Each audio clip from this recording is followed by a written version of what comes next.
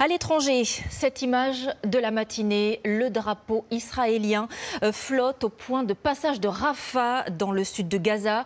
Israël affirme avoir repris cet endroit stratégique et diffuse des images de ses chars au sud de la ville.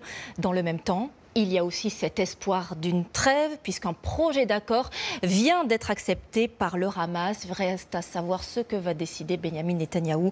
Voyons quelle est la situation sur place avec Benoît Cristal. L'image est filmée par un soldat israélien. Son tank écrase un symbole en entrant tôt ce matin dans la ville palestinienne de Rafah.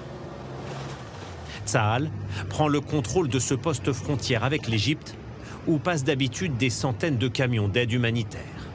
L'ONU doit y interrompre ses activités. Durant la nuit, des frappes israéliennes ont eu lieu dans les zones habitées de Rafah, faisant plus de 20 morts civils parmi les Palestiniens, selon le Hamas. Des tirs toute la nuit, des bombardements, des roquettes, des tanks. Je n'ai jamais vu ça de ma vie.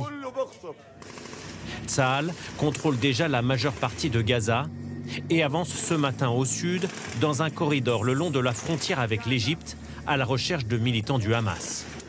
L'opération prévoit une progression au sud de la ville de Rafah. 100 000 civils palestiniens doivent quitter la zone pour se réfugier à Khan Younes, selon Israël. Des tracts lancés depuis des avions ont provoqué le début de cet exode. En réaction, les États-Unis ont annulé une première livraison d'armes à Israël. Nous avons dit clairement que nous ne soutenons pas cette opération. Nous croyons qu'un accord sur les otages est dans l'intérêt du peuple israélien. 130 Israéliens sont toujours otages du Hamas. Hier soir, leurs familles ont manifesté à Tel Aviv pour réclamer un cessez-le-feu immédiat.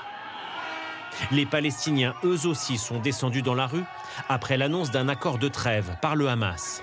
Joie de courte durée, les négociations avancent bien sur la question d'un échange entre otages israéliens et prisonniers palestiniens, mais elles bloquent toujours sur la date et la durée d'un éventuel retrait israélien.